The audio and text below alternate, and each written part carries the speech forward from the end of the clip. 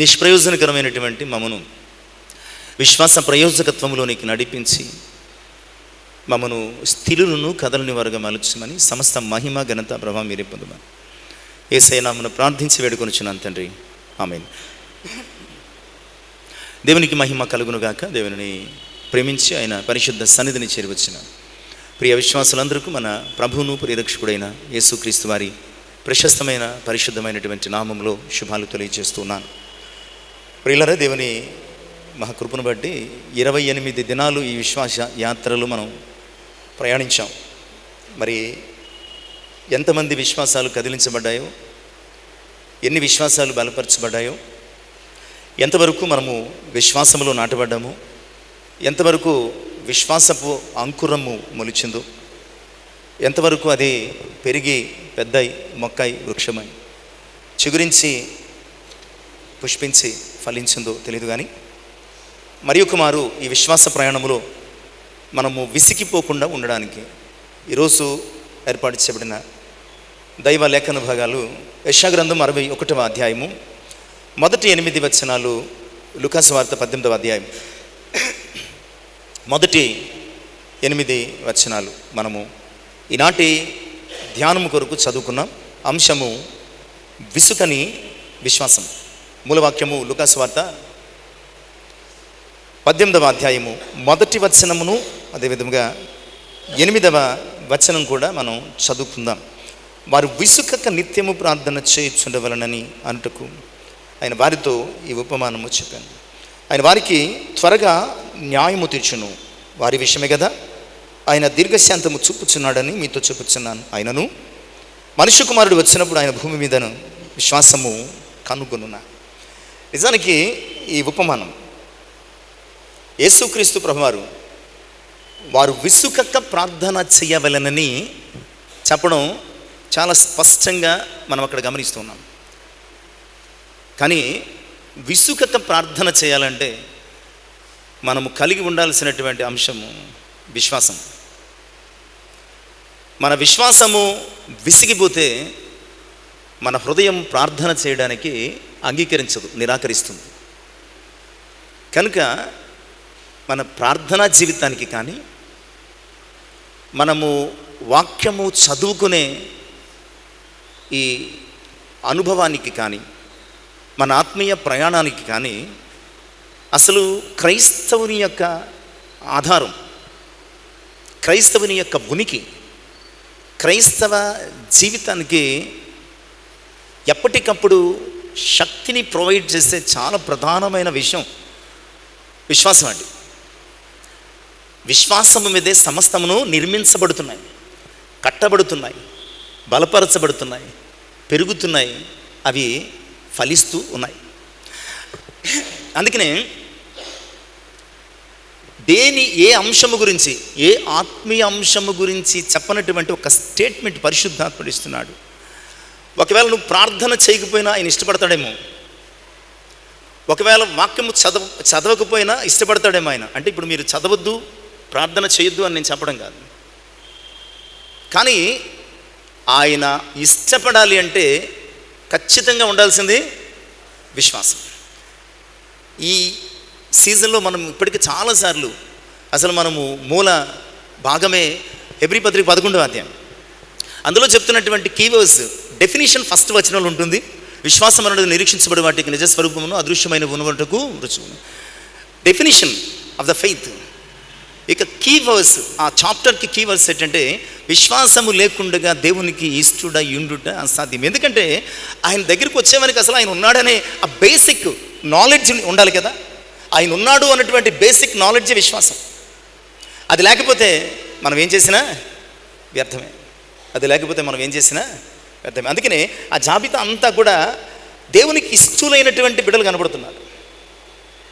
హేబేలు దగ్గర నుంచి ఈరోజు మన వరకు కూడా దేవునికి ఇష్టలైనటువంటి ఇంకనూ అనేక మంది కలరు అనడానికి, ఈ తరములో కూడా తమ విశ్వాసము చేత ఆయనకి ఇష్టలైనటువంటి వారిని గురించి ఇంకనూ చెప్పాలంటే అనేకమైన వ్యక్తులు, విశ్వాసులు కలరు అంట.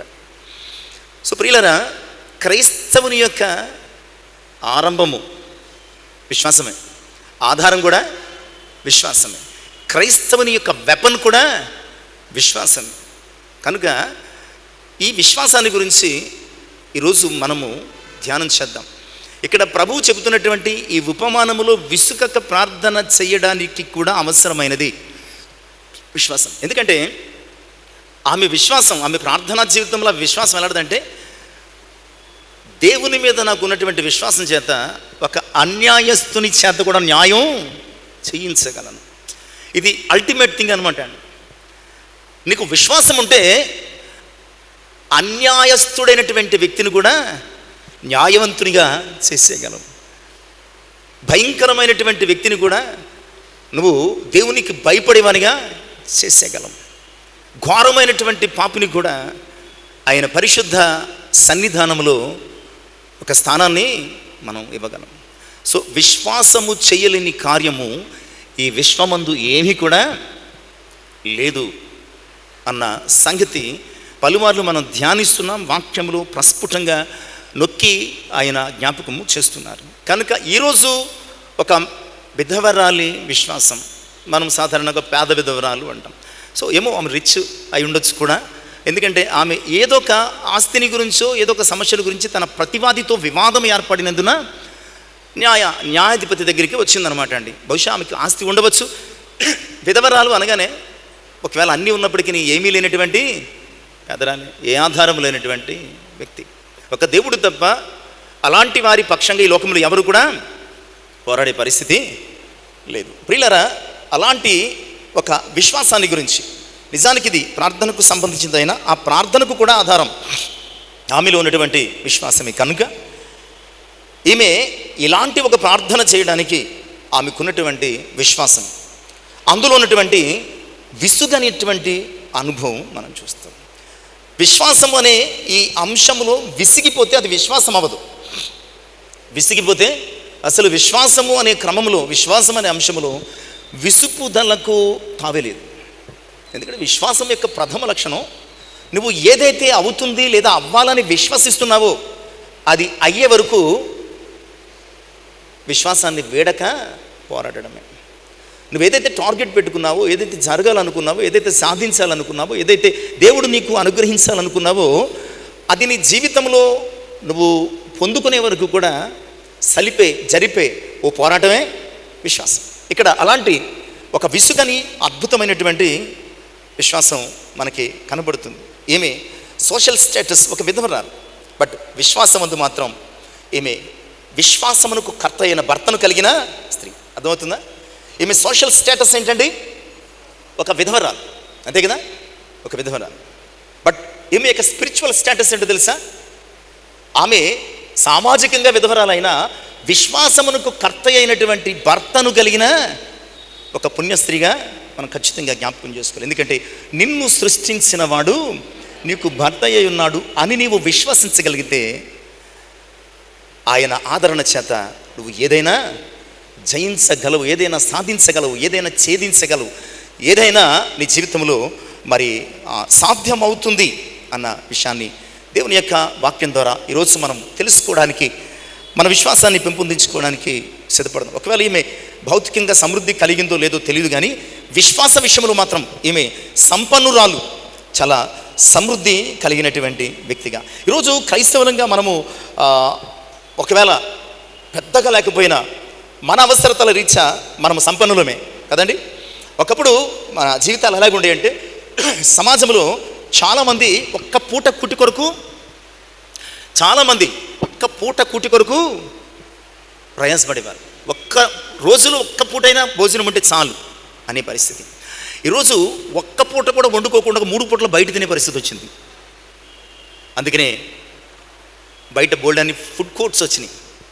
నేను అనుకుంటున్నాను, ఇంట్లో స్త్రీలు వండటం లేదా స్త్రీలు వండింది పురుషులకు నచ్చటం లేదా?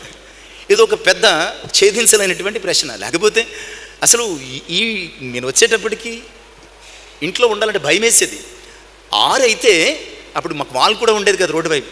6 అయితే చిమ్మ చీకటి అనమాట అండి. అక్కడ ఉన్నటువంటి మెకానిక్ షెడ్ కానీ బార్బర్ షాప్ కానీ ఎవ్రీథింగ్ క్లోజ్ అయిపోయేవి. 6 అయితే చిమ్మ చీకటి. ఇక ఎవరు వస్తున్నారో ఎవరు పోతున్నారో తెలియనటువంటి నిర్జనంగా నిర్మానుష్యంగా ఉండేది అనమాట అండి. ఇప్పుడు 12 అయ్యి police night patrolling vehicle horn మోగిస్తున్న షాప్స్ ఉంటున్నాయి. ఇళ్ళు ఈదులోకి వచ్చాయా, వీధులు ఇళ్లలోకి వచ్చాయో తెలియనటువంటి ఒక పరిస్థితి ఈరోజు ప్రస్తుత కాలంలో. అంటే నేను ఎందుకు ఈ మాట చెప్తున్నానంటే, మనకు కలిగిన దాంట్లో ప్రతి ఒక్కళ్ళు సంపన్నులమే. మనకున్నటువంటి పరిధులు, ఒకప్పుడు ఒక పూట ఆహారం ఉంటే చాలు అన్న స్థితి నుంచి ఒక పూట ఆహారం లేకపోయినా కొనుక్కునే లేదా ఏదైనా రీతిగా తృప్తి పొందే పరిస్థితి వచ్చింది. కానీ విశ్వాస విషయంలో మాత్రం ఇప్పటికీ ఒక్క పూట కూడు కూడా లేనటువంటి పరిస్థితి. అంటే కొంచెము విశ్వాసం కూడా. అందుకనే ఈ యొక్క ఉపమానం ప్రార్థన ద్వారా ప్రారంభించారు ప్రభు. ఈ ఉపమానానికి కంక్లూషన్ ఇస్తూ విశ్వాసం ద్వారా ముగించారు. అర్థమైందండి? వారు విసుకక ప్రార్థన చేయవలనని మొదలుపెట్టిన ఉపమానం మనుష్య కుమారుడు భూమి మీదకి వచ్చినప్పుడు విశ్వాసమును కనుగొనున. సో ఈరోజు అన్ని విషయాల్లోనూ మనకున్న పరిధిని బట్టి, మనకున్నటువంటి పరిస్థితులను బట్టి సంపన్నులమే. బట్ ఇక్కడ ఆత్మీయ జీవితంలో మనము గొప్పోళ్ళమైనా పేదోళ్ళమైనా విశ్వాస విషయంలో అందరము కూడా పేదవారమే. విశ్వాస విషయంలో మాత్రం అందరం కూడా పేదవారిగానే ఉన్నాం. అందుకనే బహుశా మరి దేవుడు ఈ యొక్క ప్రయత్నము మన జీవితంలో అనుగ్రహించాడేమో అని మరి ఈ సంవత్సరం ధ్యానించాలని, ఏం చేయాలి, ఏం చెప్పాలి అని ఆలోచిస్తున్నప్పుడు అనుకోకుండా విశ్వాసం గురించి చెప్పగలమా అంటే, మొదట అవిశ్వాసం ఏర్పడినప్పటికీ ఒకసారి బైబిల్ చూసినప్పుడు విశ్వాసము లేనటువంటి చాప్టర్, పేజ్ లేదా ఆ సంఘటనలు ఏవి కూడా కనిపించలేదు. అన్నీ విశ్వాసంతో కూడినవి. కేవలం అందులో ఒక 40 మాత్రం మనకు పరిచయమని తీసుకున్నాను. కానీ ఆదికాండములో వెలుగు కమ్మని పలికినటువంటి దేవుని మాట దగ్గర నుంచి చివరికి నేను త్వరలో వస్తున్నాను, మీరు సిద్ధపడండి అనే ఆ చివరి మాట వరకు కూడా విశ్వాస సంబంధమైనది, విశ్వాస సహితమైనది, విశ్వాస సంపూర్ణతను కలిగి ఉన్నదే కలిగించింది. కనుక అలాంటి విశ్వాసంలో మనం ఈరోజు విసుకని అనుభవంలోనికి నడిపించబడదాం. విసుకని విశ్వాసం ఎలా ఉంటుందో ఒక మాటలో చెప్పనా? విసుకని విశ్వాసం, నువ్వు ఎవరినైతే దేనినైతే టార్గెట్ పెట్టుకున్నావో వారిని ఖచ్చితంగా విసిగిస్తుంది. ఇక్కడ అదే జరిగింది. అర్థమైందా? విసిగించడం అంటే నెగిటివ్ పర్స్పెక్టివ్లో తీసుకోవద్దు మీరు. నువ్వు విసుకని విశ్వాసం కలిగి ఉంటే నీ టార్గెట్ ఏదైతే ఉందో ఆ వ్యక్తి ఖచ్చితంగా విసిగిపోయి నువ్వు అనుకున్నది నీకు ఇచ్చేస్తాడు. ఇక్కడ ఈ చాప్టర్లో మనకి అదే కాదు, విసుకని విశ్వాసానికి ఉన్నటువంటి శక్తి అలాంటిది. అలాంటి ఈ విశ్వాసాన్ని గురించి మనం ఒక 7 విషయాలు చాలా త్వరగా ధ్యానించడానికి, ఆలోచించడానికి సిద్ధపడదాం. ప్రియులారా, లూకాసు వార్త 18వ అధ్యాయము 3వ వచనం. ఆ పట్టణంలో ఒక విధవరాలు ఉండెను. ఆమె అతని ఎదుగు తరచుగా వచ్చి నా ప్రతివాదికిని నాకును న్యాయము తీర్చుమని అడుగుచూ వచ్చాను. ప్రియులారా, తరచుగా వచ్చి విసుగని విశ్వాసంలో మొట్టమొదటి అంశం ఏంటంటే, విసుగని విశ్వాసానికి ఉండే మొదటి లక్షణం ఏంటంటే విసుకడము మాత్రమే కాదు ప్రియులారా, ఆ విశ్వాసం రోజులు గడిచాయో తెలియదు, నెలలు గడిచాయో తెలియదు. ఇక్కడ ఒక పీరియడ్ మెన్షన్ చేయటం లేదు. బహుశా రోజులు గడిచి ఉండవచ్చు. ఎందుకంటే ఇంత ప్రత్యేకించి స్ట్రెస్ చేసి చెప్తున్నారంటే రోజులు గడిచి ఉండొచ్చు, వారాలు గడిచి ఉండొచ్చు, నెలలు గడిచి ఉండొచ్చు, మేబీ సంవత్సరాలు కూడా గడిచి ఉండవచ్చు. బట్ ఈ విషయం విశ్వాసంలో ఉన్నటువంటి the best and first quality is అలసిపోదు. విసుగని విశ్వాసం ఏమవ్వదండి? అలసిపోదు. విసుగని విశ్వాసం నిజమే కదా. ఈమె గురించి రాయబడుతున్న మాట తరచుగా మేబీ ప్రతిరోజు ఇదే పని ఈమెకి ఇంకేమీ లేదు. ఉన్న కాస్త పొలము, ఉన్న కాస్త ఇల్లు, ఉన్న కాస్త స్థలం ఏమైపోయింది? వివాదంలో పడిపోయింది. పొద్దున్నే లేవడం, ప్రార్థన చేసుకోవడం, కాస్త ఏదో వండుకోవడం, తినడం, కాస్త మూట కట్టుకోవడం, అయ్యగారు ఎప్పుడు వస్తారో, అయ్యగారు ఎప్పుడు పిలుస్తారు, అయ్యగారు ఎప్పుడు న్యాయం తీరుస్తారో తెలియదు. కనుక ఆయన గుమ్మం దగ్గర ఆ మిట్టి మీద ఆ చిన్న గోనిగుడ్డ వేసుకుని కూర్చునేది. తరచుగా మేబీ రెగ్యులర్గా నేను అనుకుంటాను ఈమె శరీరం అలసిపోయిందేమో కానీ ఈమె విశ్వాసం మాత్రం అలసిపోలేదు. విసుగని విశ్వాసంలో ఉన్నటువంటి the first and best quality ఏమిటో తెలుసా? నీ శరీరము అలసిపోవచ్చేమో కానీ నీ విశ్వాసం అలసిపోదు. అబ్రహామును చూస్తాం కదా, అతని శరీరం, శారాను చూస్తాం కదా, ఆమె శరీరం ఏమైపోయినాయండి? ఒడిగిపోయినాయి. కానీ వారి విశ్వాసం అలసిపోలేదు. ఈరోజు విశ్వాసులుగా మనం కలిగి ఉండాల్సిన మనము బాల్యదృముల నుంచి సండే స్కూల్లోకి వచ్చి విశ్వాసంలో ఎదగొచ్చు. మన విశ్వాసంలో మన శరీరం బాల్యాన్ని చూస్తుంది, యవనాన్ని చూస్తుంది, నడిప్రాయాన్ని చూస్తుంది, చివరికి వృద్ధాప్యాన్ని చూస్తుంది. వృద్ధాప్యము ద్వారా మరణం గుండా జీవంలోనికి దాటిపోతుంది. బట్ మన శరీరంలో చేంజెస్ వస్తాయి. మన యాటిట్యూడ్, మన థాట్స్, మన ఫిజికల్ ఈ పరిస్థితులన్నిటిలో కూడా చేంజెస్ రావచ్చు. కానీ నీ విశ్వాసము నిజమైనది అయితే కనుక, నీ విశ్వాసము విసుకని విశ్వాసము అయితే కనుక, ప్రియులారా, విశ్వాసానికి మొసలితనం అనేది ఉండదు. విశ్వాసానికి వీక్నెస్ అనేది ఉండదు. ఎందుకంటే వీక్నెస్ను జయించేది విశ్వాసం. వీక్ అయిపోయేది విశ్వాసం ఎలా అవుతుంది? వీక్ అయిపోయేది విశ్వాసం కాదు. మన వీక్నెసెస్ని జయించేదే విశ్వాసం. శరీరం ఉడికిపోవచ్చు, మనస్సు చల్లబడిపోవచ్చు, మరి ఏదైనా నిన్ను విడిచి వెళ్ళిపోవచ్చు, లేదా నీ బ్రతుకులో సడలిపోవచ్చు. కానీ నిజమైన విశ్వాసం నువ్వు కలిగి ఉంటే, అది కూడా నీ విశ్వాసము విసుకని అనుభవాన్ని కలిగి ఉంటే ప్రియులారా, అది ఎప్పటికీ నీ అలసిపోదు. పోరాడుతూనే ఉంటుంది ప్రియులారా. ఈరోజు ఆమెలో ఉన్నటువంటి విసుగని విశ్వాసంలో ఫస్ట్ క్వాలిటీ ఏమిటంటే, ఆమె అలసిపోయింది. కానీ ఆమె విశ్వాసం ఈరోజు వెళ్ళొద్దులే, ప్రతిరోజు సాయంకాలం బహుశా అనుకుంటూ ఉండొచ్చు, ఒక రోజు గ్యాప్ ఇద్దాంలే, బాగా నీరసంగా ఉంది, వయసు అవుతుంది కదా, బాగా నీరసంగా ఉంది, ఒక్కరోజు గ్యాప్ ఇద్దాంలే అనుకుంది. కానీ మార్నింగ్ లేచేసరికి తన విశ్వాసం ఏం చేసింది? లెగు. ఒకవేళ ఈరోజే నీకు న్యాయం చేయాలని అతను అనుకుంటున్నాడేమో, మిస్ అయిపోతావు. నువ్వు అర్జెంటుగా లేచి తయారైపోయి క్యారేజ్ కట్టుకుని వెళ్ళిపో. ఏ రోజు ఆమె విశ్వాసం అలసిపోలేదు. ఆమె శరీరం అలసిపోయినా ఆమె విశ్వాసం మాత్రం ఆమెను లేవనెత్తుతూనే ఉన్నది, బలపరుస్తూనే ఉన్నది, నడిపిస్తూనే ఉన్నది అన్న సంగతిని జ్ఞాపకం చేసుకో. ఈరోజు ప్రియులారా, నీ విశ్వాసం అలసిపోయిందా? ఏదో ఒక అంశాన్ని గురించి, ఏదో ఒక సమస్యను గురించి, ఏదో ఒక బాధను గురించి ఒక టార్గెట్ పెట్టుకుని నువ్వు విశ్వాసంతో కొనసాగుతున్నప్పుడు, ఈ సాగుతున్నటువంటి యాత్రలో పరిష్కారము కాని సమస్య నీ విశ్వాసం మీద నెగ్గుతుందా, లేదా ఆ సమస్య మీద నీ విశ్వాసము నెగ్గుతుందా?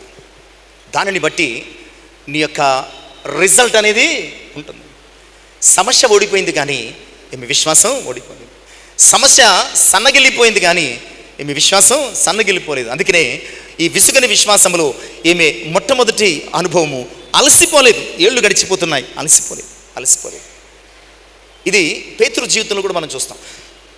దీని గురించి జ్ఞాపకం చేసుకున్నప్పుడు, రాత్రంతా శ్రమ పడ్డామంటే ఆయన ఒక నైట్ గురించి మాట్లాడటం లేదు. ఆ క్షణానికి ముందు జరిగిన ప్రతిదీ ఒక రాత్రి అనుభవమే. ప్రభువు అతనితో మాట్లాడుతున్నటువంటి ఆ క్షణానికి ముందు జరిగిన ప్రతిదీ కూడా అతని జీవితంలో ఒక చీకటి అనుభవమే. లేకపోతే ఒక రాత్రికి అంతా అలాంటి ఒక ఫ్రస్ట్రేషన్, అలాంటి ఒక నిరాశ నిస్పృహలు కమ్మాల్సిన అవసరం లేదు. ఎందుకంటే వారు జాలరులు, అలాంటి అనుభవాలు ఎన్నో చూస్తుంటారు, అంతే కదా. ఒక్క రాత్రికి అతడు అలా మాట్లాడాల్సిన అవసరం లేదు. అతని జీవితంలో ప్రతిరోజు ఒక రాత్రిగా మారిపోయింది, ప్రయాసగా మిగిలిపోయింది.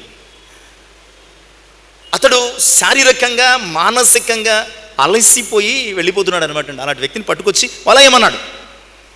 అయితే అతని యొక్క పరిస్థితి, అలాగే అతని విశ్వాసపు స్థితిని కూడా ఒకే వచనంలో చెప్తున్నాడు. అయ్యా, నేను చాలా ప్రయాసపడ్డాను, అంటే ఈ ప్రయత్నంలో నేను అలసిపోయాను ప్రభా, కానీ నీ మాట చెప్పున వల వేయడంలో మాత్రం నేను ఇంకా అలసిపోలేదు.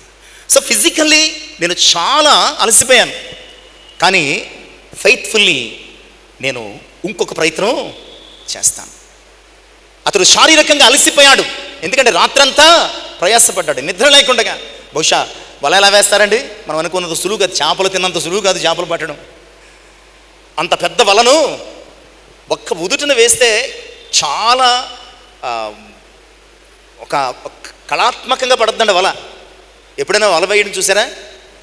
ఎంత కళాత్మకంగా పడుతుందంటే అది ఒక విచ్చుకుంటుంది, ఒక పువ్వులా విచ్చుకుని ఒక ప్రాపర్గా పడుతుంది అనమాట. అంటే చేపలు పడకపోవచ్చు, కానీ వల వేయడంలో మాత్రం ఎక్కడ పొరపాటు రాదు.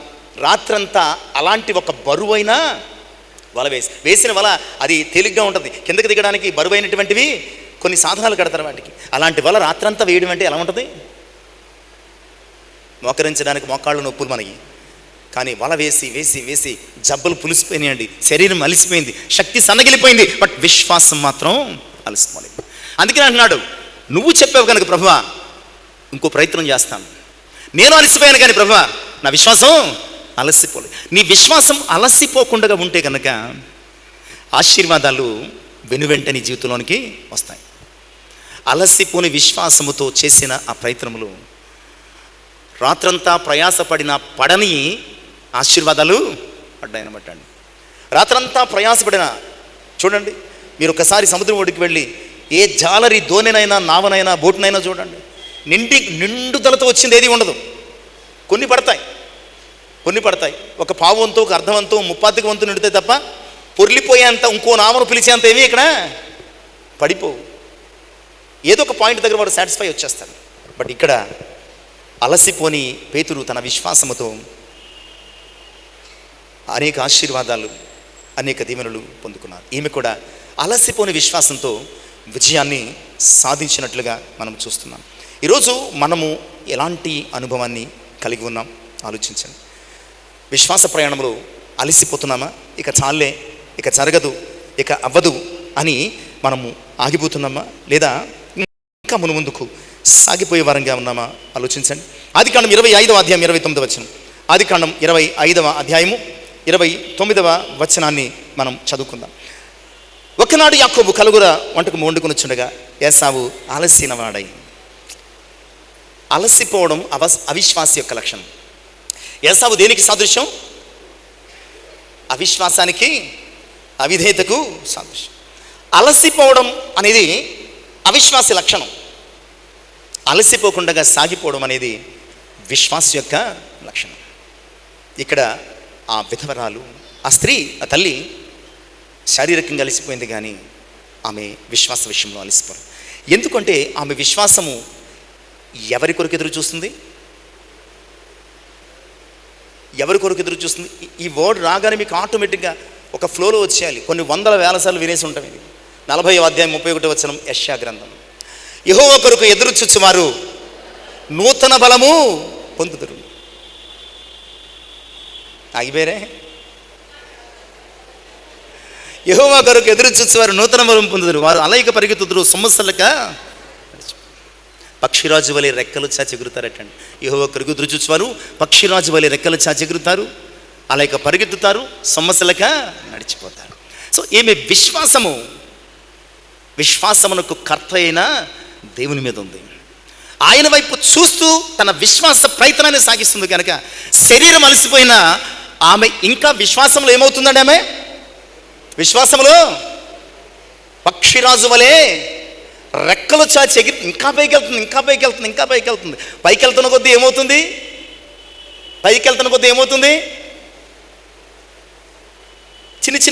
చిన్నగా కనబడుతున్నాయి. ఏంటి సమస్యలన్నీ? నువ్వు విశ్వాసంలో ఎంత పైకి వెళ్తావో నీ సమస్య అంత చిన్నగా అయిపోద్ది. విశ్వాసంలో ఎంత అలసిపోతావో చిన్న సమస్య కూడా అంత పెద్దది అయిపోద్ది. ఇది జ్ఞాపకం చేసుకో. విశ్వాసంలో నువ్వు ఎంత ఎదుగుతావో, ఎంత పైకి వెళ్తావో అలసిపోకుండా, రెక్కలు చాపి ఎంత నువ్వు ఉన్నత స్థితికి వెళ్తావు, నీ సమస్య అంత చిన్నగా. కొంతకాలానికి ఏమైపోతుంది తెలుసు? అది కనిపించదు, సమస్య కనిపించదు. అంత నువ్వు విశ్వాసంలో ఎప్పుడు అలసిపోతావు అప్పుడు నీ చిన్న సమస్య కూడా పెద్ద సమస్యగా, అలాగ పరిగెత్తుదురు, సమస్యలక నడిచిపోదు. అందుకని హెబ్రీ 12:3 ఒక చక్కటి ఇన్స్పిరేషనల్ వర్స్ని మాట్లాడుతూ, మీరు అలసట పడకయు మీ ప్రాణములు విసుకకై ఉండినట్లు పాపాత్ములు తనకు వ్యతిరేకంగా చేసిన తిరస్కారం అంతా ఓర్చుకున్న ఆయనను తలంచుకునండి అని చెబుతూ, మీరు పాపముతో పోరాడడంలో ఇంకా రక్తం కారలేదటండి. అసలు మనం స్టార్టింగ్ పాయింట్ దగ్గరే ఉన్నామట. మనం ఇంకా ఎక్కడికి పోరాడాలి? రక్తము కారునంతగా పోరాడే అనుభవంలోనికి నడిపించబడాలి. కనుక ఆమె అలసట చెందని విశ్వాసం అనుకున్నది సాధించేసింది. ఇక రెండవ అంశం కూడా త్వరగా చూద్దామండి. 18వ అధ్యాయం 2వ వచనపు మొదటి భాగము, 4వ వచనపు మొదటి భాగం అంటే 2వ భాగం చూద్దాం. పోనీ దేవునికి భయపడకయు, అక్కడ ఆగిపోదాం. 4వ వచనంలో కూడా తర్వాత అతడు అనుకుంటున్నటువంటి మాట, నేను దేవునికి భయపడకయు. ఇతనికి ఉన్న ఒక పేరేంటో తెలుసా? టౌన్లో ఇతనికి ఉన్నటువంటి ఒక పేరేంటో తెలుసా? అసలు దేవునికి కూడా భయపడ్డాడు. దట్ మీన్స్ మూర్ఖుడు అనమాట అండి. దేవునికి భయపడినోడు ఏమంటాం? మూర్ఖుడు అనమాట అండి. దేవునికి కూడా భయపడ్డండి, దేవునికి కూడా భయపడ్డు అని ఎదటోడు గురించి చెప్పుకుంటున్నాం, కానీ మనం మాత్రం భయపడుతున్నాం ఏంటి? భయము ముసుగులో మనము భయపడకుండానే జీవిస్తున్నాం. ఇది ప్రతి ఒక్కళ్ళ పర్సనల్ స్టోరీ, ఇది నా పర్సనల్ స్టోరీ. ఇతడు కూడా పబ్లిక్ ఏమనుకుంటుందంటే అస్సలు దేవుని భయం లేదండి బాబు, ఎంత అన్యాయస్తుడండి, దుర్మార్గుడండి. మనం అప్పుడప్పుడు అనుకుంటూ ఉంటాం, పచ్చి దుర్మార్గుడండి బాబు, అన్యాయస్తుడు, దారుణమండి బాబు. కనీసం ఏమి రూపాయి లేని మనిషి దగ్గర కూడా ఆ లంచం పుచ్చుకుంటేనే కానీ న్యాయం చేయడండి బాబు, చాలా భయంకరుడు అండి అంటూ ఉంటాం. విసుకని ఈమె విశ్వాసంలో ఉన్నటువంటి ఒక గొప్ప అద్భుతమైనటువంటి విషయం ఏంటో తెలుసా? ఏంటి? కాలక్షేపం, కథా కాలక్షేపం ఉంది ఇక్కడ. ఇన్నాళ్ళు రేడియోలో, టీవీలు ఉండేవి కాదు. ఆదివారం 3 గంటలకి, అప్పుడప్పుడు 3 గంటలకు, 4 2 గంటలు కథానికలు అని వచ్చేవి. మా తరంలో లేండి, మీ తరం కాదు. కథానికలు అని వచ్చేవి, చాలా ఇంట్రెస్టింగ్గా ఉండేవి. ఒక వ్యక్తి రేడియోలో ఉండి ఒక స్టోరీని చాలా ఇంట్రెస్టింగ్గా అసలు కళ్ళకు కట్టినట్టు చెప్పేవాడు అనమాట అండి, కథానిక అని. అలా వింటున్నారు. అతడు ఎలాంటోడు? మూర్ఖుడు, మొండోడు, దుర్మార్గుడు, దేవునికి భయపడ్డు. ఈమె విసుకని విశ్వాసం అలాంటి వ్యక్తిని భయపెట్టిందండి. అర్థమైందా? విసుకని విశ్వాసములో ఉండే రెండవ క్వాలిటీ, ఈమె విసుకని విశ్వాసంలో ఉండే రెండవ క్వాలిటీ, ఈమె విశ్వాసం చేత ఎవరికి భయపడినోడు భయపెట్టిందండి. అంటే వీడికి నిద్రపడ్డం మానేసింది. వీడికి ఏం మానేసింది? నిద్రపడ్డం మానేసింది. చివరికి ఇప్పుడు నిద్రపోదామంటే కళ్ళలో కూడా ఎవరు వస్తున్నారు? కళలో కూడా ఈమె జ్ఞాపకం వస్తుంది. తన విశ్వాసము చేత కునుకు లేకుండా చేసిందండి. దేవునికి భయపడలేదు, కానీ దేవుని అందులో విశ్వాసము కలిగినటువంటి ఈమెకు భయపడిపోయాడు. నీ విశ్వాసము భయపడిపోతే అది విశ్వాసం ఎలాగవుతుంది? నీ విశ్వాసము పరిస్థితులకు బలహీనపడిపోతే అది విశ్వాసం ఎలాగవుతుంది? నీ విశ్వాసము దేవునికి భయపడని ఈ సమాజంలో భయము కలిగించేదిగా ఉండాలి. నిన్ను చూస్తే అమ్మ బాబాయ్ వాళ్ళ జోలికి వెళ్ళకూడదండి, ఎందుకంటే వారు దేవుని విశ్వాసులు, దేవుని బిడ్డలు, దేవుని యందు విశ్వాసము కలిగిన వారు అనే ఒక భయము పుట్టాలి. అంటే మన యొక్క అన్యాయము వలన పుట్టే భయం కాదు, మన విశ్వాసము వలన పుట్టే భయము. మన విశ్వాసాన్ని చూసి ఈ లోకము దేవునికి భయపడాల్సినటువంటి అవసరత ఉన్నది. మన విశ్వాసము చేత దేవుని భయమును సమాజంలోనికి మనము తీసుకుని రావాలి. ఆయన నిజమైన దేవుడని, ఆయన సత్యవంతుడని, ఆయన సజీవుడైన దేవుడని, తను నమ్మిన వారి ఎడల ఆయన నమ్మకమైన వాడని. రాహాబు ఏమంటుంది? మిమ్మల్ని గూర్చి మేము విన్నప్పుడు మా గుండెలు ఏమైపోయినాయి? That is called fear of. ఈమె అలాంటిది క్రియేట్ చేసింది. ఎవరికి? అన్యాయస్తునికి. దేవునికి భయపడని ఈ అన్యాయస్తుని యొక్క గుండెలో దడ పుట్టించింది. నిద్ర లేకుండా, కునుకు లేకుండా, కంటి మీద కునుకు లేకుండా చేసేసిందండి. రాహాబు కూడా అదే అంటుంది, అయ్యా మిమ్మల్ని గురించి మేము విన్నప్పుడు, మీ దేవుని గురించి మేము విన్నప్పుడు మా గుండెలు అవిసిపోయాయి, అలసిపోయాయి. విసుగని విశ్వాసములు ఉండే సెకండ్ క్వాలిటీ, నీ సమస్యను నీ విశ్వాసం చేత భయపెట్టేయాలి. సమస్యకు నువ్వు భయపడిపోతే అసలు నీకు విశ్వాసం ఉన్నట్టు ఎలా అవుతుంది? సమస్యకు భయపడిపోతే విశ్వాసం ఉన్నట్టు కాదు కదా, అసలు మనము విశ్వాసంగా కూడా పరిగణించబడడానికి వీల్లేదు. సమస్యను భయపెట్టేదే విశ్వాసం. ఇక్కడ అదే జరుగుతుంది. ఆమె తన విశ్వాసం చేత తనకున్న సమస్యను తీర్చని వ్యక్తిని కూడా ఏం చేస్తుంది? భయపెట్టేస్తుంది. విశ్వాసం ఉంటే, మనము విశ్వాసం కలిగిన వారమైతే మనం ఎవరికి భయపడాల్సిన అవసరం. మనల్ని చూసి సమాజము భయపడుతుంది. చూద్దాం సమూయేలు మొదటి గ్రంథం 18:29 ఒక అవిధేయుడైన అవిశ్వాసి, ఒక విధేయుడైన విశ్వాసి కనబడుతున్నారు. మనము సమూయేలు మొదటి గ్రంథం అనగానే ఎవరో మనం చూడకుండా చెప్పేయాలి. సౌలు ఎవరికి భయపడుతున్నాడు? వచనం చదవండి మాట. సౌలు దావీదుకు భయపడతాడు. ఎందుకంటే దావీదు దేవుని యందలి విశ్వాసం కలిగిన వాడు కనుక దేవుడు దావీదునకు ఏమై ఉన్నాడు? తోడై ఉన్నాడు. దేవుడు దావీదునకు తోడై ఉన్నాడు. సౌలు మహారాజు, దావీదు గొర్రెల కాపరి, వచ్చిన బాలుడు. కన్నెర చేస్తే శాసిస్తే 30 తిప్పులు పెట్టాడు దావీదు. ప్రియులారా, ఈరోజు నువ్వు బలహీనుడివి కావచ్చు, నీ పరిస్థితి చాలా శక్తిహీనమైనది, బలహీనమైనది కావచ్చు, బట్ నీకు ఒక బలవంతుడైన దేవుడు ఉన్నాడు. ఆయన యందు నీవు విశ్వాస విషయములో బలవంతుడు కాగలిగితే, స్పిరిచువల్గా నీ విశ్వాసము బలమైన నీ ప్రతివాదులను కూడా, బలమైన నీ సమస్యలను కూడా ఏం చేస్తుందండి? భయపెడుతుంది. కనుక ఆమె విశ్వాసం అలసిపోలేదు. ఆమె విశ్వాసం భయపడని వాడిని, దేవునికి భయపడిన వాడిని భయము రుచి చూపించిందనమాట అండి. భయము రుచి చూపించింది. ఇక మూడవ విషయాన్ని కూడా మనం ఆలోచన చేద్దాం. 2వ వచనపు 2వ భాగం, 4వ వచనపు 2వ భాగం. మనుష్యులను లక్ష్య పెట్టకయు. 4వ వచనం కూడా అతను అనుకుంటున్న మాట అదే, నేను మనుష్యులను కూడా లక్ష్య పెట్టకుండా ఉండినాను. ఇతడు దేవునికి భయపడలేదు, దాని గురించి చూస్తాం. ఇక రెండవది ఏంటంటే, ఏ మనిషిని కూడా లక్ష్య పెట్టడు. అంటే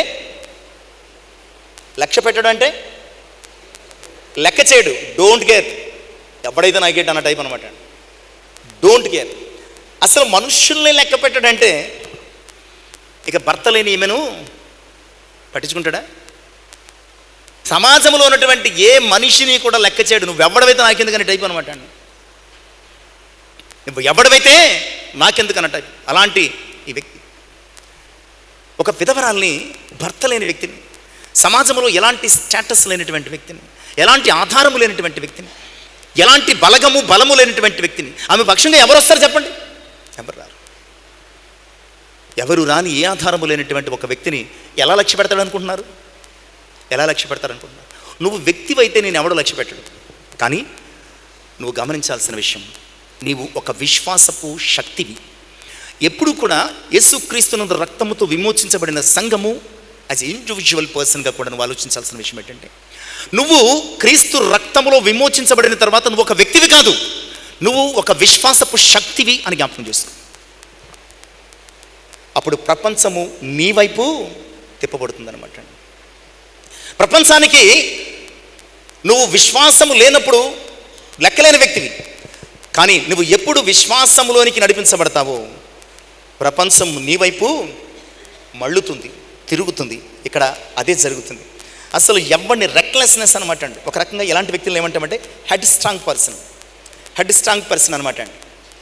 అలాంటి వ్యక్తి హెడ్ స్ట్రాంగ్నెస్ని ఈమె స్మూత్గా చేసేసింది. ఈమె టార్గెట్ ఏంటంటే ఆ వ్యక్తి ద్వారానే ఎలాగైనా న్యాయం పొందాలి, ఆ వ్యక్తి ద్వారానే ఎలాగైనా న్యాయం పొందాలి అని అనుకుంది. ఆమె అనుకున్నది సాధించింది. ఎవ్వరూ లక్ష్య పెట్టలేదు, కానీ అతడు కూడా లక్ష్య పెట్టలేదు. కానీ ఈమె విశ్వాసం చేత ఆ అన్యాయస్తుని యొక్క దృష్టిని, చూపును తన వైపు మళ్ళించుకుంది.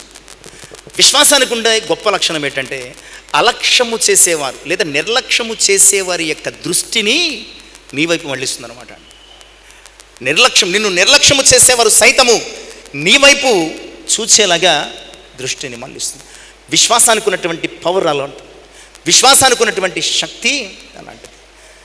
కనీసం రోజుల తరబడి, వారాల తరబడి, నెలల తరబడి, సంవత్సరాల తరబడి ఈమె వైపు చూడలేదు. అలాంటి వ్యక్తి ఈమె విశ్వాసము ద్వారా ఎవరిని లక్ష్యము చేయనటువంటి అన్యాయస్తుడు ఆ విశ్వాసమును బట్టి ఈమె వైపు చూచాడు.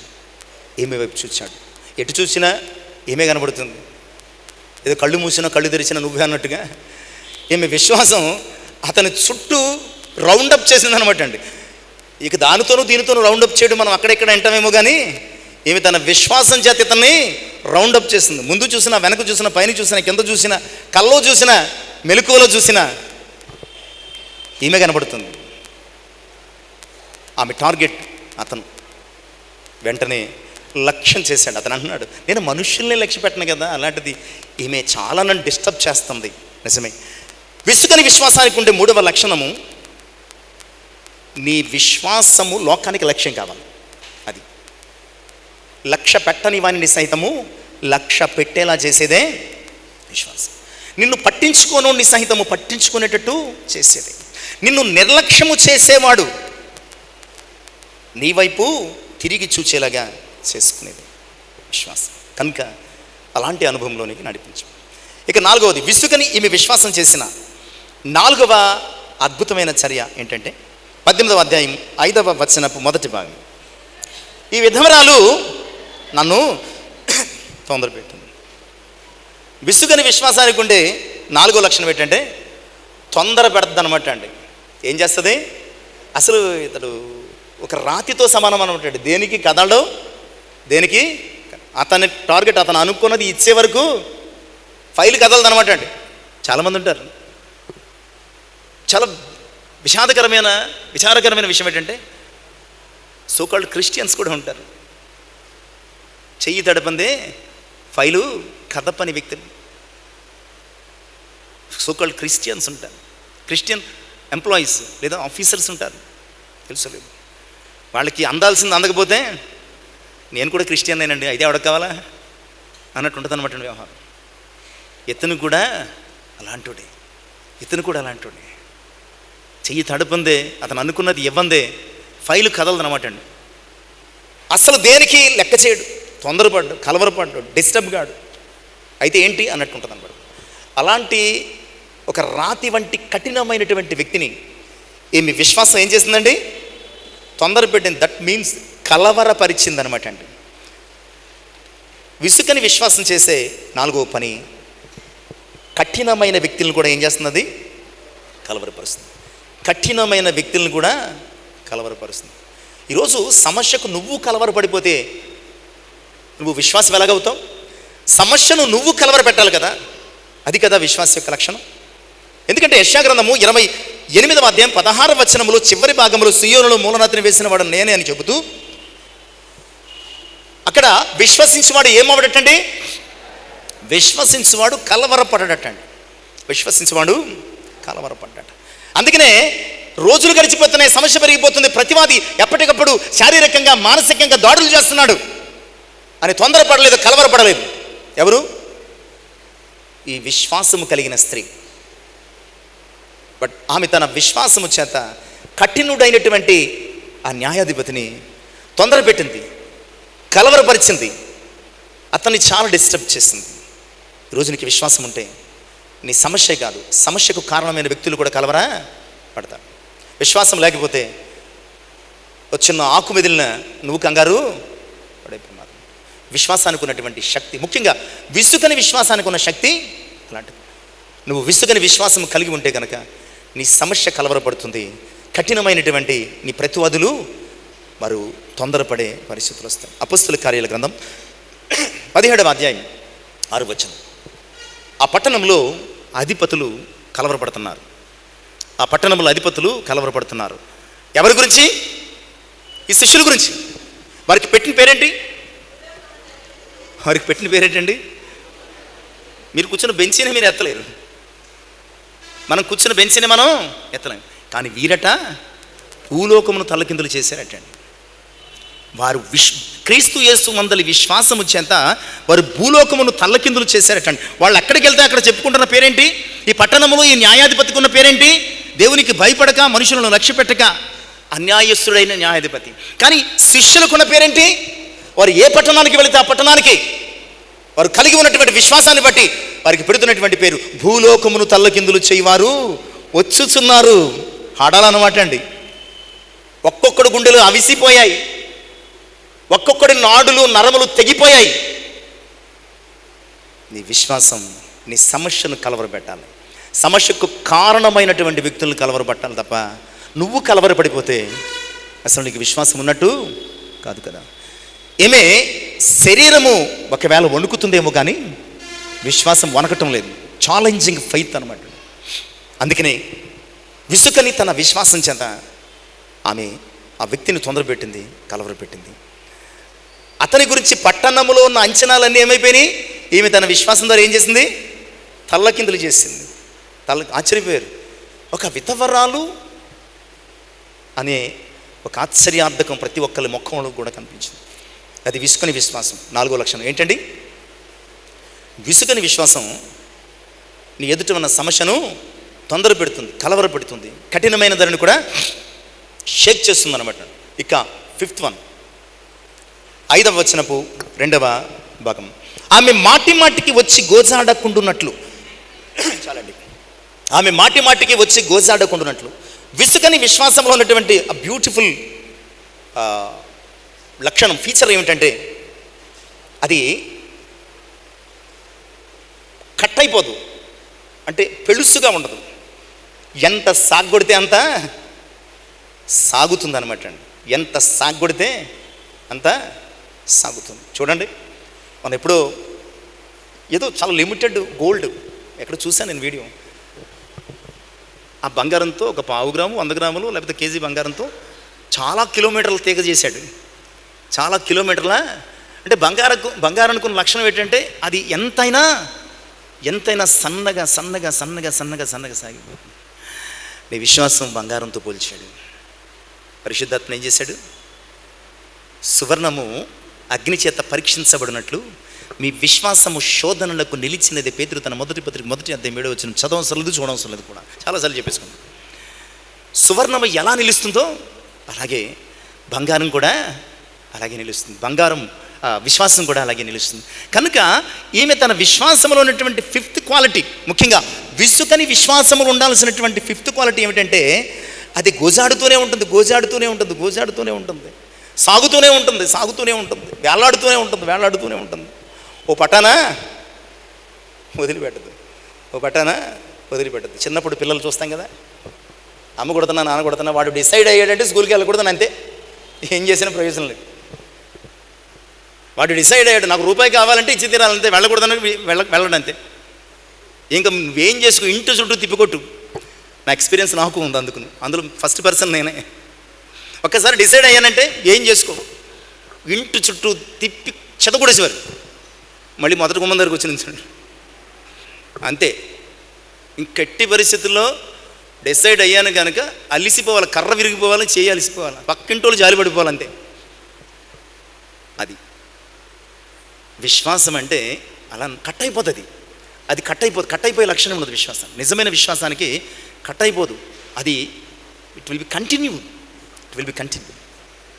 కొనసాగుతూనే ఉంటుంది. సమస్య ఎంత పొడుగ్గా వెళితే వెంటాడుతూనే ఉంటుంది. ఎక్కడో చోట సమస్యకు శక్తి సన్నగిలిపోయి ఆగిపోవాలి తప్ప నిజంగా విసుగని విశ్వాసం ఏంటంటే అలా వెళుతూనే ఉంటుంది. ఒకప్పుడు ఏదో యాడ్ వచ్చేది, ఏదో హచ్చా ఏంటది, అలాంటిది అనమాట అండి. ఎక్కడికి వెళ్తున్నా ఈ కుక్కపిల్ల, చివరికి ఆ కుక్కపిల్లకి ఏమొచ్చేసింది పేరు, హచ్ కుక్క. చూసేవాళ్ళకి పిచ్చి కుక్క ఏమో కానీ వాడికి నిజంగా హచ్ కుక్కే. బాగా రిచ్ అయిపోయాడు దాంతో, బాగా రిచ్. విశ్వాసం కూడా అలాంటిది. సమస్య ఎంత సాగితే సాధించే వరకు విశ్వాసం అలా వెంటాడుతూనే విశ్వాసములు, విసుగని విశ్వాసములు ఉండే 5th క్వాలిటీ ఏమిటంటే గోజాడుతుంది, ఆగిపోదు, తెగిపోదు, అలసిపోదు. దానినే కాన్స్టెంట్ అపీల్స్ అంటాడు. ఇంగ్లీష్ బైబిల్ ఏమంటాడంటే గోజాడ్డాన్ని ఏమంటాడు, కాన్స్టెంట్ అపీల్స్ అంటే స్థిరమైనటువంటి విజ్ఞాపన అనమాట అండి. ఇంకంతే. అలాగా ఇప్పుడు చూడండి, బయట పళ్ళు అమ్మేవారు, ఇక ఇతర పదార్థాలు అమ్మేవారు ఎన్నాళ్ళు ఏం చేసేవారంటే మై కట్టుకుని కాసేపటికి సౌండ్ ఆగిపోయేది. ఇప్పుడు ఒక్కసారి ఆన్ చేస్తుంటే బ్యాటరీ అయిపోవాలి, కానీ అప్పటి వరకు అది రిపీటెడ్ రికార్డింగ్ అనమాట అండి. అలా చెప్తూనే అప్పుడప్పుడు మా ఇంటి దగ్గర పెడతా ఉంటాడు, వెళ్ళి నాసుకొని పట్టి వెళ్ళిపోరా బాబు, ఇక్కడ ఎవడుకోండు, పుణ్యం ఉంటుంది, వెళ్ళిపో, కనీసం కాన్సన్ట్రేషన్ పోతుంది. నిజమే, ఈమె గోజాడే విశ్వాసం ఆ న్యాయాధిపతి కాన్సన్ట్రేషన్ బ్రేక్ చేస్తుంది అనమాట అండి. ఏం చేసింది? బ్రేక్ చేసింది. ఒక్కసారి బ్రేక్ చేసి తన వైపుకు తిప్పుకుంది. ఇక లాభం లేదు, ఈమె మాత్రం ఎట్టి పరిస్థితుల్లో నా ప్రాణం పోవాలి, కానీ ఈమె మాత్రం పట్టుదల విశ్వాసం విడిచిపెట్టదని డిసైడ్ అయిపోయాడు. నిజమే ప్రియులారా, నీ విశ్వాసము విసిగిపోతుందా, గోజాడుతుందా? నువ్వు అనుకున్నది జరిగే వరకు, సాధించే వరకు, నువ్వు అనుకున్నది చేరే వరకు నీ విశ్వాసము విసిగిపోతుందా, లేదా అలా కొనసాగుతూనే గోజాడుతూనే ఉంటుందా? విశ్వాసానికి ఉండాల్సిన లక్షణం గోజాడడం మాత్రమే. ఇక 6వ విషయం, 5వ వచనపు 3వ భాగం. ఆమెకు న్యాయము తీర్చునని అతడు ఏమనుకున్నాడు? తనలో తాను అనుకున్నాడు. అతడు ఫైనల్లీ ఒక డెసిషన్ తీసుకున్నాడు. లాభం లేదు, ఏమి నన్ను చాలా డిస్టర్బ్ చేస్తుంది, లేదు ఏమి విశ్వాసం నన్ను చాలా డిస్టర్బ్ చేస్తుంది. ఇక ఈరోజు ఆమెకి ఏదోటి ఆమె అనుకున్నది న్యాయము అన్నాడు. అక్కడ న్యాయము తీర్పు అనుకున్నాడు. విసుగని విశ్వాసంలో ఉండే సిక్స్త్ క్వాలిటీ ఏమిటో తెలుసా? విసుగని విశ్వాసంలో ఉండే సిక్స్త్ క్వాలిటీ ఏంటి? ఒప్పిస్తుంది. ఇంకా కాస్త స్ట్రాంగ్గా చెప్పనా? విసుగని విశ్వాసం ఒప్పిస్తుంది. ఇంకా స్ట్రాంగ్గా చెప్పనా? వంగదీస్తుంది. అది కరెక్ట్ వర్డ్. కొంచెం వినడానికి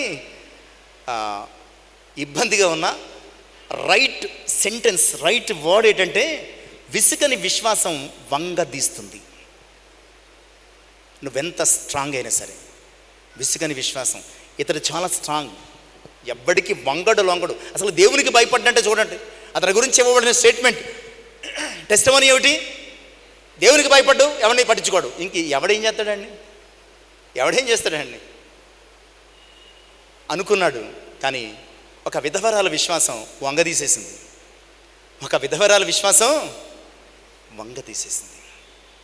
విశ్వాసానికి ఉండే పవర్ అలాంటిది. నీ సమస్య ఎంత స్ట్రాంగ్ అయినా, ఎంత టాల్ అయినా, అది ఎంత మరి మెటల్తో తయారు చేసిన దానిని మెల్ట్ చేసేస్తుంది అనమాట.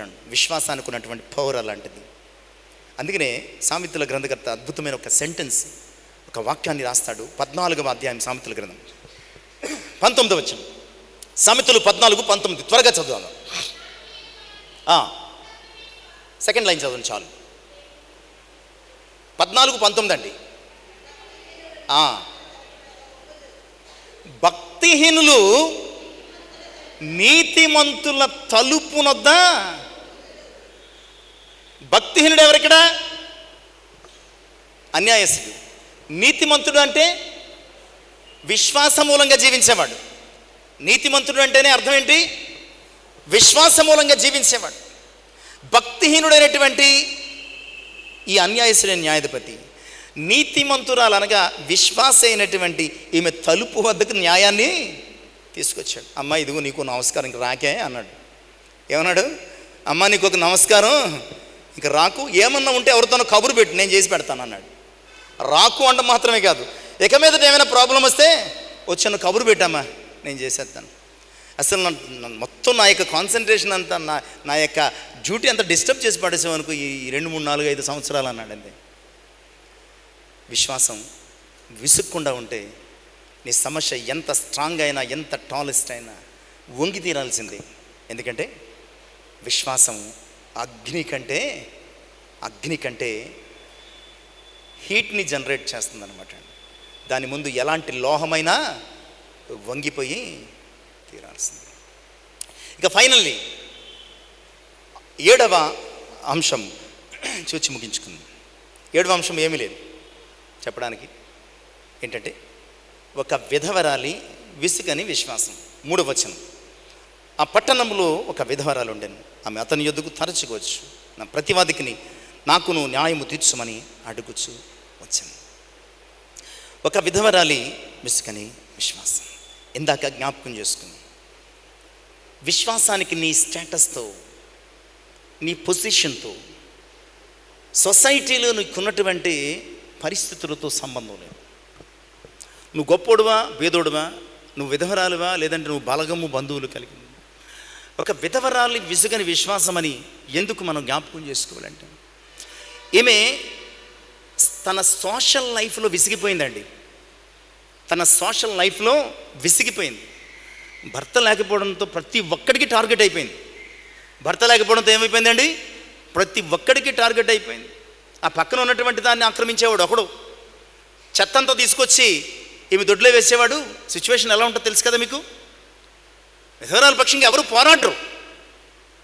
ఆ పక్కన ఉన్న ఆమె స్థలాన్ని ఆక్రమించేవాడు ఒకడైతే, చెత్తంతా తీసుకొచ్చి వేసేవాడు ఒకడైతే, రాత్రులు రాళ్ళు వేసేవాడు ఇంకొకడైతే. ఆమె సొసైటీలో చాలా వీక్ పర్సన్ అనమాట అండి. అడిగేవాడు ఆమె పక్షంగా నిలిచేవాడు. ఆమెకు బలమైన వాడు బంధువు ఎవడు కూడా రాలేదు. కానీ ఒక విధవరాలు ఎంత గొప్ప కార్యాన్ని ఎలా సాధించింది? అన్ని ఉన్నవారికి కూడా సాధ్యము కాని కఠినుడైనటువంటి వ్యక్తిని ఎలా వంచేసింది అంటే, తనకున్నటువంటి భౌతిక బలం ఏదీ లేదు, దేనిని బట్టి కూడా కాదు. ఆమెకున్నటువంటి వెపన్, ఆమెకున్నటువంటి ఇన్స్ట్రుమెంట్, ఆమెకున్నటువంటి పవర్, ఆమెకున్నటువంటి ఏదైనా ఉంది అంటే అది ఒకటే, ఆమె నమ్ముకున్నది ఒకటే, విశ్వాసం. నేను ఖచ్చితంగా సావో బతుకో ఖచ్చితంగా నేను సాధించి. ప్రియులారా, క్రైస్తవ విశ్వాసంలోనికి వచ్చిన తర్వాత, ప్రభువు నమ్ముకున్న తర్వాత, నీ ఆధారం అయినా, నిన్ను నడిపించే సాధనమైన, నిన్ను జయింపచేసే ఆయుధమైన ఏమంటే విశ్వాసమే. అందుకనే ఒక విధవరాలి విసుగని విశ్వాసం. విశ్వాసానికి నీ స్టేటస్తో సంబంధం లేదు. స్టేటస్ ఉండి కూడా నీవు చెయ్యలేనటువంటి విషయాలు, బలగం ఉండి, బంధువులుండి, అర్ధబలము, అంగబలము అన్నీ ఉండి కూడా, అధికార బలం ఉండి కూడా నీవు చేయలేనటువంటి విషయాలు యేసుక్రీస్తునందుల విశ్వాసము చేసి పెడుతుందని. అందుకనే ఒక విడో అనే ఈ యొక్క మాట ఆమె యొక్క ఒంటరితనాన్ని, ఆమె బలహీనతను, ఆమె సోషల్ స్టేటస్ని మన ఎదుట ప్రొజెక్ట్ చేస్తుంది. ఇలాంటి వ్యక్తికి కూడా సొసైటీలో న్యాయం జరిగింది అంటే అది సొసైటీ గొప్పతనం కాదు, ఆమె విసుకని విశ్వాసము యొక్క గొప్పతనము అన్న సంగతిని జ్ఞాపకం చేస్తున్నాను. అందుకనే రోమపత్రిక 8:31 అని అంటాడు. రోమపత్రిక 8:31 నేను చెప్పుదును కానీ మీరు తీస్తారేమో అనే ఒక ఆశ. అది మెయిన్. ఆ వర్డ్ మనము ఒక టెక్స్ట్ చదివేస్తామండి, బట్ కంజంక్షన్స్ ఇలాంటివి కొన్ని ఆ వాక్యాలకు ముందుంటాయి. అవి వెరీ బ్యూటిఫుల్ సెంటెన్స్ని క్రియేట్ చేస్తాయి. అయినను గిద్యోనుతో ఏమన్నాడు ఆయన? మనం చాలా చిన్న విషయం, దానికేముందో అసలు కంటెంట్ మనం చూడాలనుకుంటాం. గిద్యోనుతో ఏమన్నాడు? సో వాట్ అన్నాడు. అయితే ఏంటి, ఎంత సమస్య చెప్పాడు గిద్యోనుకు. ప్రభువా ఇది అది ఏదేదో చెప్పేశాడు. సో వాట్ అన్నాడు. ఎంత బ్యూటిఫుల్ వర్డ్ చూసారా. So what. డాక్టర్ దగ్గరికి వెళ్ళేవండి, టాప్ టు బాటం అన్నీ చెప్పేశాం. కాళ్ళంకులు పోతున్నాయి, తల తిరిగిపోతుందండి, కళ్ళు మసకబారిపోతున్నాయి, చెవులు వినిపించట్లేదు, పళ్ళు ఏమో ఊడిపోయినాయి, అన్నీ చెప్పేసిన తర్వాత డాక్టర్ గారు అయ్యి బాబోయ్ అన్నాడు అనుకోండి, గుండె ఆగిపోద్ది. సో వాట్ అన్నాడు అనుకోండి, ఏమవుతుంది? ఓకే ఏమైంది ఇప్పుడు నీకు అన్నాడు అనుకోండి, ఎలా ఉంటుంది? అయ్యి బాబోయ్ ఇక నీకు కష్టం అన్నాడు అనుకోండి, గుండె ఆగిపోద్ది. అయితే ఏంటి అన్నాడు అనుకోండి, అయితే సొల్యూషన్ ఉందన్నమాట. సార్ చెప్పండి సార్, ఎంత ఖర్చు అయినా పర్లేదంట. అంతే కదా. ఇక్కడ కూడా ఇలాంటి కంజంక్షన్స్ లాంటివి, ఈ లింక్ వర్డ్స్ అంట.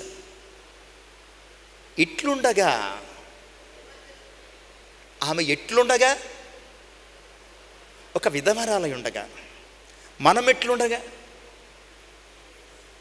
ఒక హెల్ప్లెస్నెస్ సిచ్యువేషన్లు, ఒక హోప్లెస్నెస్ సిచ్యువేషన్లు, సొసైటీలో రికగ్నైజేషన్ లేనటువంటి, ఎవ్వడు లెక్క చేయలేనటువంటి పొజిషన్లో ఉండగా ఏమందుము, ఏమంటామండి, ఇంకేముందమో అంతే కదా మనది. ఇట్లుండగా అంటే దేవుడు మన పక్షముగా ఉండగా, ఆయన యందు విశ్వాసము నీకుండగా నీకెవ్వడయ్యా విరోధి అంటాడు. దేవుడు నీ పక్షంగా ఉన్నాడు, ఆయన మీద నీకు విశ్వాసం ఉంది. చెప్పు, ఇప్పుడు ఎవడు నీకు విరోధి?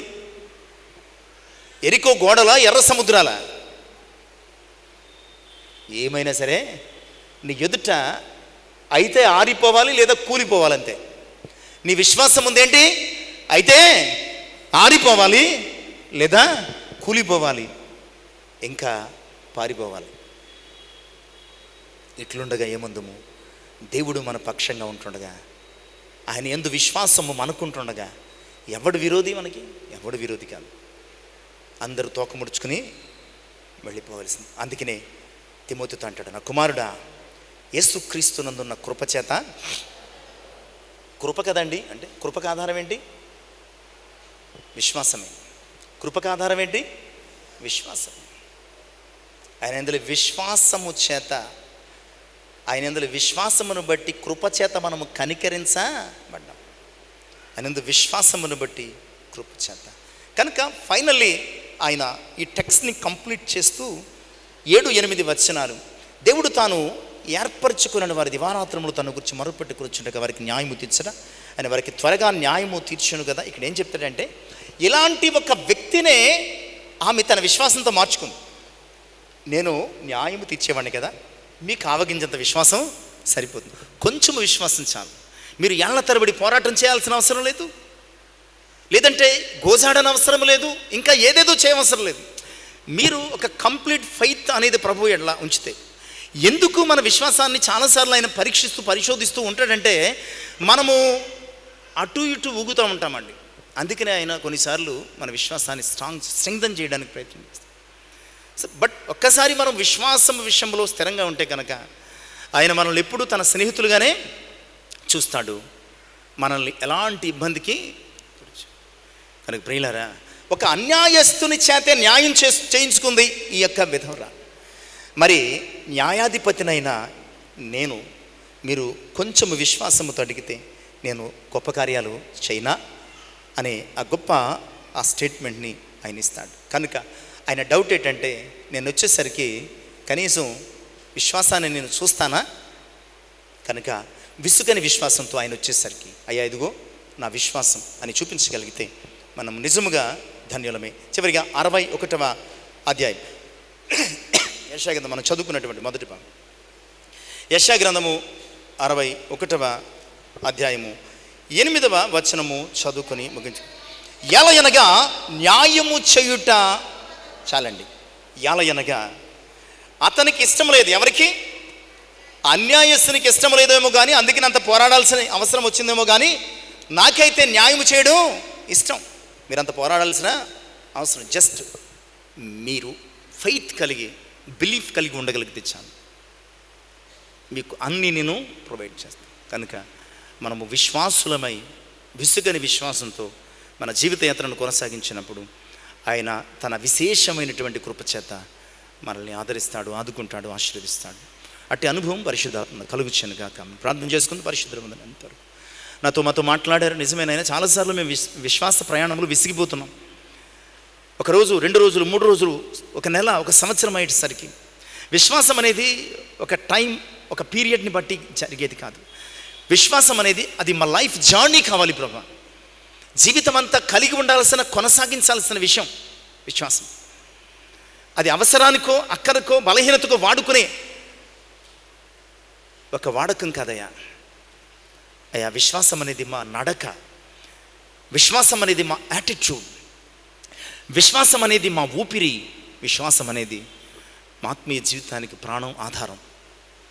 అలాంటి విశ్వాసాన్ని అయ్యా మేము విసుకని విశ్వాసంగా కలిగి ఉండడానికి ఈ మాటలు మా హృదయంలో ఫలింపచేసి మీ కృపతో మమ్మల్ని బలపరిచి నింపమని సమస్త మహిమ ఘనత ప్రభావం మీరు యేసు నామమున ప్రార్థించి వేడుకొంచున్నాను తండ్రి. ఆమేన్.